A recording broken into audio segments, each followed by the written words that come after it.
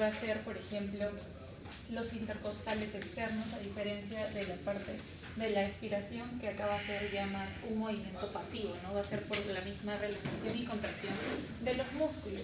Los músculos involucrados dentro de la expiración va a ser más que todo cuando se haga una expiración forzada. Y ahí van a estar involucrados ¿quiénes? Los intercostales internos, dentro de lo más importante. Y también es importante recordar las partes que van a perforar o atravesar el diafragma y a qué nivel de qué vértebra se van a realizar estas perforaciones. Por ejemplo, a nivel de T8, ¿quién va a pasar? La vena cava inferior. La vena cava inferior, entonces, que es pregunta de examen, ¿a qué nivel del diafragma, a qué nivel de la vértebra va a perforar este diafragma? Va a ser a nivel de T8. Y también va a perforar a este nivel el nervio que va a estar involucrado con la inervación del diafragma, ¿que cuál es? El frénico, exacto. A nivel de T8 también va a estar perforando el diafragma. Luego va a estar a nivel de T10, va a perforar el esófago. ¿Y qué otra estructura va a perforar el diafragma a nivel de T10? Otra importante, aparte del esófago.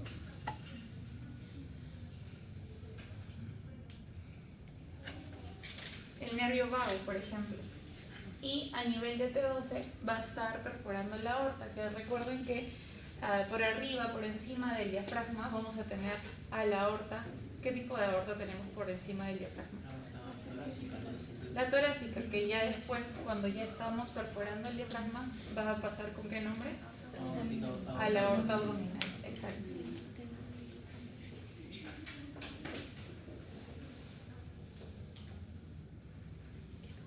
Luego vamos a tener algunas pruebas funcionales, ¿no? Por ejemplo, para saber si es que el paciente tiene una clínica respiratoria, le hacemos una espirometría para saber si es que estamos ante un patrón restrictivo o un patrón obstructivo.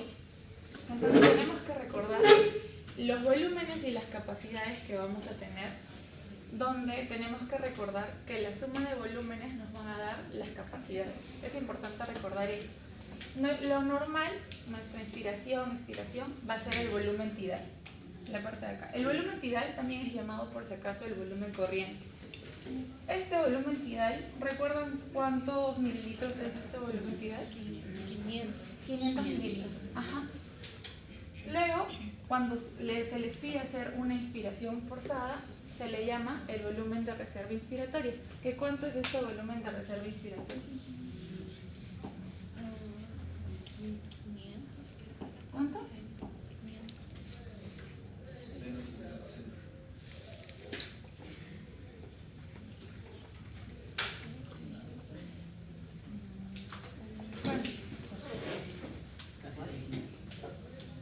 No, lo que pasa es que esto va a representar a la capacidad pulmonar total, que eso va a ser más o menos 6 litros, 7 litros. No es que el volumen de reserva inspiratoria sea ese volumen. El volumen tidal, o también llamado volumen corriente, va a ser 500 mililitros. Este volumen de reserva inspiratoria va a ser de 2.500 mililitros. Luego tenemos también el volumen de reserva expiratoria, cuando le pedimos al paciente que haga una expiración forzada. ¿Ese de cuántos mililitros es? De 1.500, de 1.500 mililitros. Y luego vamos a tener otro volumen que va a ser el volumen residual. ¿Y este de cuánto volumen es? Es de 1.200 mililitros. Pregunta de examen, ¿cuál es el volumen y cuáles son las capacidades que no se pueden medir mediante la espirometría? Volumen de reserva respiratoria. Volumen de reserva respiratoria. El residual, exacto. El volumen residual va a ser medido no por respirometría, sino haciendo una petismografía, una dilución de helio, por ejemplo. Y, por lo tanto, ¿qué capacidades no pueden ser medidas por la espirometría? ¿No? ¿O pueden? ¿Cuáles no pueden? Sabiendo que el volumen residual no va a ser medido con espirometría. Capacidad funcional. Ya, la capacidad residual funcional porque este involucra ¿quién? Al volumen de reserva expiratoria más el volumen residual. Entonces la capacidad residual funcional no se mide con la espirometría. ¿Y cuál otra no se puede medir con la espirometría? Entonces, la capacidad pulmonar total. Exacto. Porque esta, pueden mencionarlo, que es tanto el volumen de reserva inspiratoria más el volumen tidal o corriente más el volumen de reserva expiratoria más el volumen residual, o también podrían decir que es el volumen de reserva inspiratoria más el volumen tidal más la capacidad residual funcional, porque esto abarca estos dos volúmenes. Entonces, acá les he traído cuando se les hace una espirometría al paciente y tenemos que medir ciertos patrones para poder saber si es que estamos ante un patrón obstructivo o uno restrictivo. Entonces, si es que tenemos un BEP sub 1, ¿qué es el BEP sub 1? Exacto, es el volumen expiratorio forzado al primer segundo. Entonces, este debería ser mayor que el 80%. Pero ¿qué pasa si es que este está disminuido? Ya estaríamos sospechando de que estamos ante un patrón obstructivo o un patrón restrictivo. Normalmente sería un patrón obstructivo, pero para poder sacarnos de la duda tenemos que medir el índice de Tifenol. ¿Y qué abarcaba el índice de Tifenol? ¿Recuerdan? Era ese BEP sub 1, o sea, el volumen expiratorio forzado del primer segundo, entre la capacidad vital forzada. Entonces, si es que este sale menos de 0.7, o que está disminuido, tendríamos que decir que estamos ante un patrón obstructivo. ¿Sí? Entonces, tenemos un patrón restrictivo, pero para poder saber qué patología es, tenemos que ver si es que este es obstructivo reversible u obstructivo irreversible, ¿no? Si es que es asma, porque sabemos que el asma es reversible, o el EPOC, que es irreversible.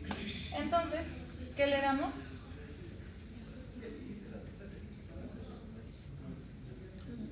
Y para saber si es reversible o no, ¿qué fármaco le vamos a dar? Un broncodilatador. Ajá, un broncodilatador. ¿Y cómo actúa este salbutamol? Está bien. Es un beta-2 agonista. ¿Cómo es que actúa siendo beta-2 agonista? Exacto. Si es que es un beta-2 agonista, ¿con qué proteína G está asociado? GS. Recuerda que GI es G inhibitorio, GS es el G estimulante. GS, al actuar con el beta-2. Entonces, ¿qué va a pasar aquí? ¿Aumenta o disminuye el AMP cíclico? Es estimulante. Exacto, aumenta este AMP cíclico. Y se va a dar la broncodilatación. Así es como se va a dar la broncodilatación.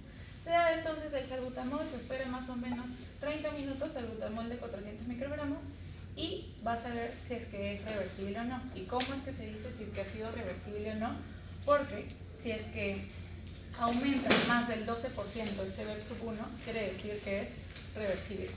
Pero si es que no llega a este 12%, o tal vez ni siquiera aumenta, ya sería un patrón restrictivo. Entonces nos estaríamos inclinando más a qué? A un, ya no asma, sino a un EPOC. Exacto.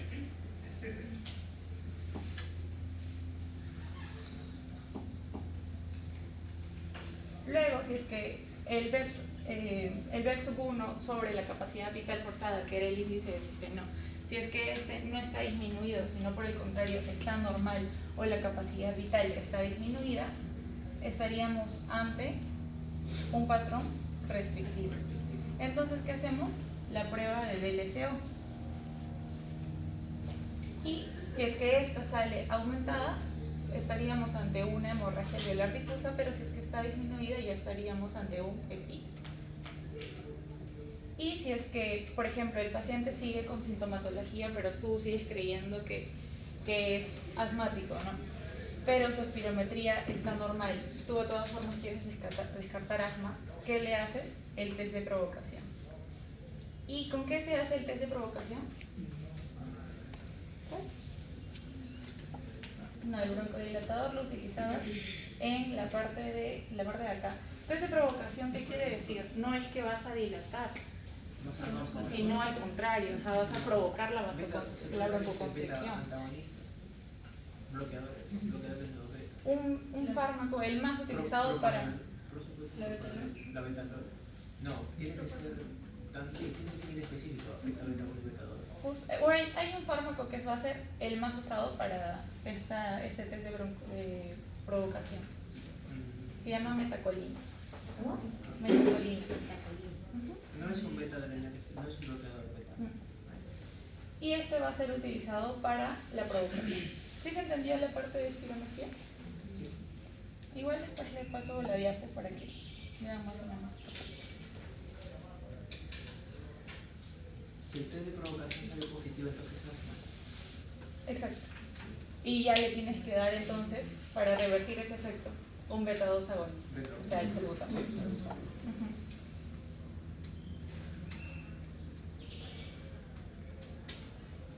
Entonces, recordando que vamos a la hora de respirar, el aire va a llegar hacia los alvéolos, pero podría haber algún problema con relación a la ventilación-perfusión.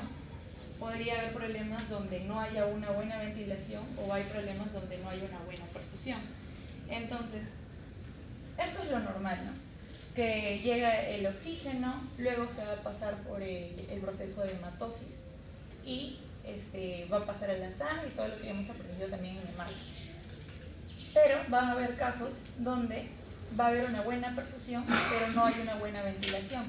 ¿En qué casos, por ejemplo, hay una buena perfusión, pero no hay una buena ventilación?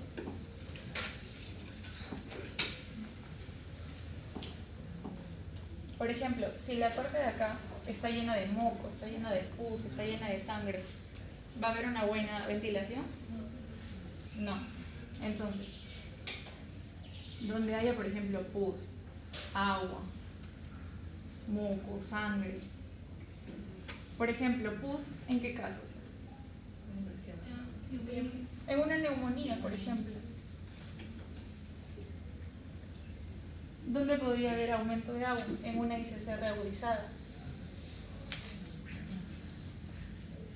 Entonces, ¿acá qué va a pasar? Habíamos dicho que hay una buena perfusión, pero no hay una ventilación. Entonces, esta va a ser 0. La relación, así se expresa la relación perfusión. V sobre Q. Entonces, V va a ser 0, porque no hay una buena ventilación. Perfusión es el Q. 0 entre el Q, ¿qué valor va a dar? 0. Entonces, la relación BQ va a ser 0 y se va a generar un shunt. Después vamos a tener casos donde va a haber una buena ventilación, no como en este caso, sino que acá va a haber una buena ventilación, pero ya no hay una buena perfusión.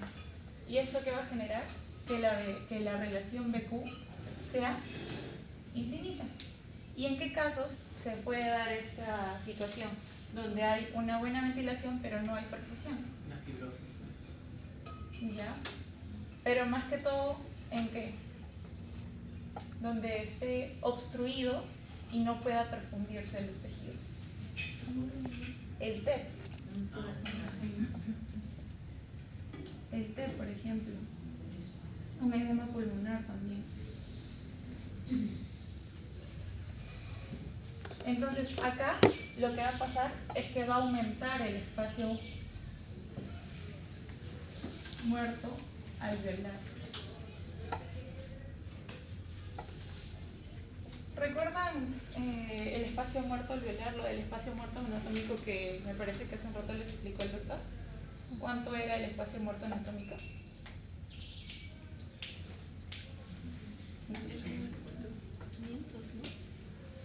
500 era el volumen tidal, lo también llamado volumen corriente. Pero el espacio muerto anatómico, ¿qué quiere decir espacio muerto anatómico? Que no va a participar con lo que es el intercambio gaseoso. Exacto. Solo es la conducción, exacto. ¿Recuerdan cuánto es el valor normal? Nosotros tenemos un espacio muerto fisiológico. Y este espacio muerto fisiológico, ¿qué va a incluir? el espacio muerto anatómico, pero también el espacio muerto alveolar. Y este espacio muerto anatómico lo habíamos visto. ¿Es de cuánto? De 150 mililitros. Y tenemos que recordar también que ese volumen que había mencionado, que era el volumen tidal, va a abarcar dos cosas. Va a abarcar un volumen que va a pertenecer a lo que es el intercambio gaseoso. ¿Y cuánto es ese volumen? Habíamos dicho que el volumen tidal era 500 mililitros. Ajá. Este abarca dos cositas. Uno, un volumen que va a ser parte del intercambio gaseoso. ¿Y eso cuánto va a ser?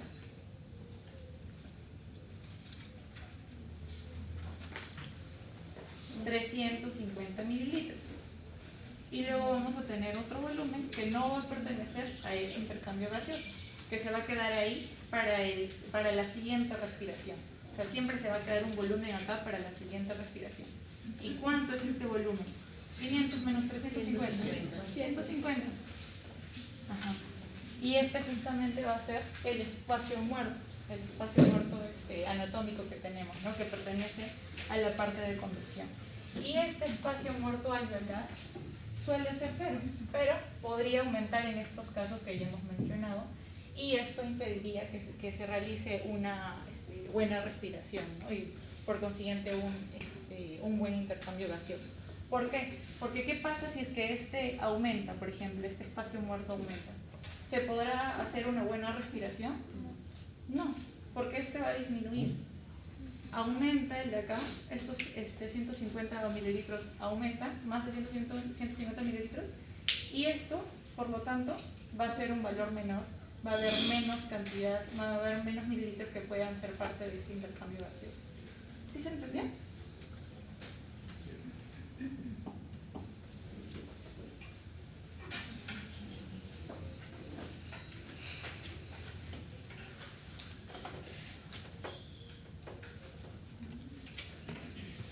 Con respecto a la parte de fisio, tienen que recordar que todo este sistema respiratorio no tiene el mismo epitelio, porque también es pregunta de examen.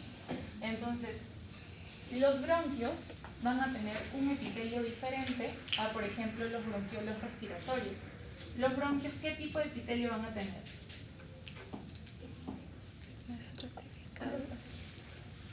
Un epitelio columnar, ciliado, pseudoestratificado.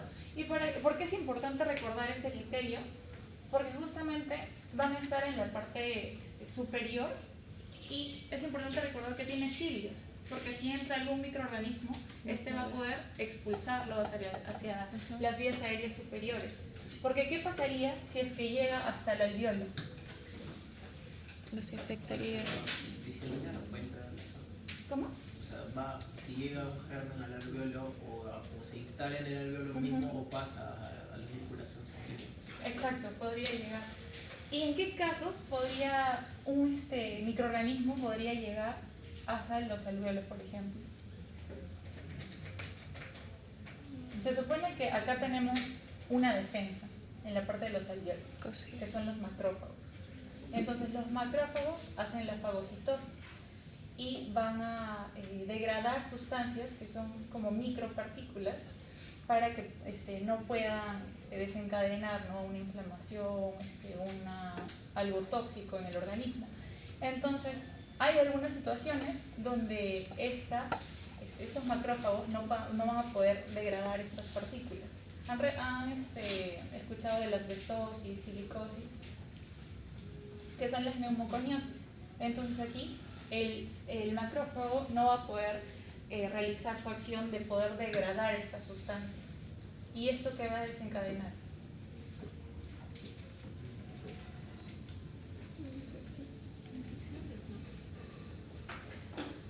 ¿Qué desencadena? Se supone que los macrófagos van a activar, ¿no?, nuestras sustancias proinflamatorias. ¿Y cuáles son? Interleuquina 1, la interleuquina 6, la interleuquina 8, que también es pregunta de examen, por si acaso todo lo que estoy mencionando: interleuquina 8, interleuquina 6, interleuquina 1, el factor de necrosis tumoral alfa, por ejemplo. Estos para poder defendernos, pero en un estado proinflamatorio que ya se vuelve crónico, donde ya estás teniendo mucha exposición tal vez al asbesto, en esta neumoconiosis, ¿qué va a pasar? Recambio de epitelio. ¿Ya? Puede pasar a una metaplasia. Más que todo, lo que va a pasar es que va a aumentar los fibroblastos. Si aumenta los fibroblastos, ¿qué va a pasar? ¿Qué pasa con el colágeno? Los cilios no van a moverse, ¿verdad? El colágeno, ¿qué pasa con el colágeno? ¿Aumenta, disminuye? Disminuye. Aumenta el Ajá. fibrosis. Hace fibrosis. Exacto. Los fibroblastos aumentan. Aumenta el colágeno, entonces. ¿Y qué va a dar como una consecuencia ya esta inflamación crónica? A lo que mencionaste, a la fibrosis. Ah, la fibrosis. Entonces podría ser una causa también de una fibrosis en un estado proinflamatorio crónico, ¿no? Una exposición crónica a estas sustancias. También recordar que el epitelio de ya los bronquiolos terminales va a ser un epitelio cuboidal, también va a ser ciliado, pero esta va a ser simple. Y en los bronquiolos respiratorios, acá ya vamos a tener un epitelio escamoso, cuboidal, también simple. Habíamos visto también con el doctor que en la parte de los alvéolos teníamos al neumocito 1, al neumocito tipo 1, al neumocito tipo 2, también a los macrófagos. ¿Y cuál era la diferencia entre estos neumocitos? Bueno, primero las cantidades, el tipo 1 era más abundante, el tipo 2 tenía surfactantes. ¿Ya? Exacto. Neumocito tipo 1 es el más abundante. Justamente se va a encontrar en el 95% de la superficie alveolar. El neumocito tipo 2, ¿de qué se encarga? La producción de surfactantes. Producción de surfactantes.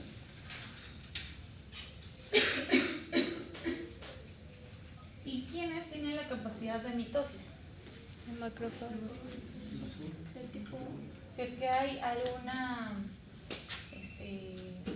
algo que esté alterando estas células, ¿no? De tanto el 1 como el 2, ¿quién va a poder producir tanto neumocitos tipo 1 como neumocitos tipo 2? Porque tienen la capacidad de mitosis.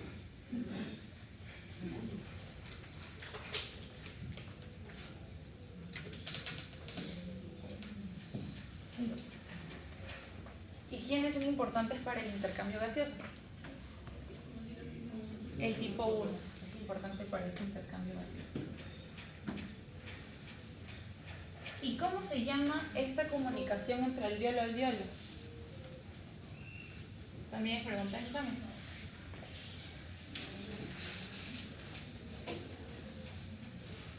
¿No han escuchado sobre los poros de Kohn? Los poros de Kohn van a hacer que se comuniquen este alvéolo con este alvéolo y puedan pasar las distintas sustancias, ¿no? Tanto ya sean buenas o malas, incluso pueden pasarse pus, todo eso. Habían visto también que el neumocito tipo 2, como lo mencionaron, va a producir una sustancia tensoactiva que va a ser el surfactante. ¿Cuál es el principal ingrediente, por así decirlo, del surfactante? Dipalmitoil, fosfatidilcolina. ¿Y el segundo cuál es? fosfatidilcolina insaturada. Fosfatidilcolina insaturada. ¿Y el tercero?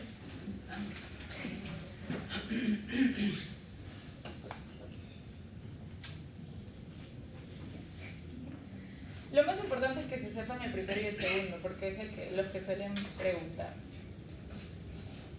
Algo más de aquí. La parte de la zona conductora va a tener mayor resistencia a diferencia de la zona respiratoria, por si acaso.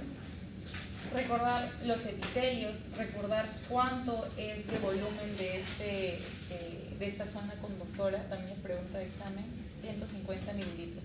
¿Qué quiere decir? Que no forman parte del intercambio gaseoso.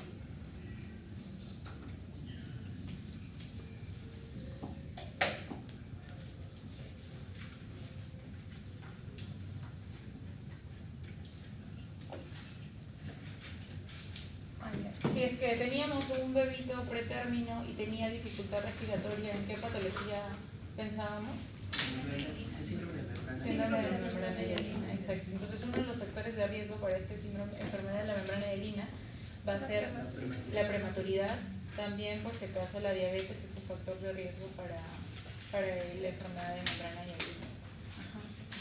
Tanto las infecciones como el estrés va a hacer que no se produzca correctamente este surfactante.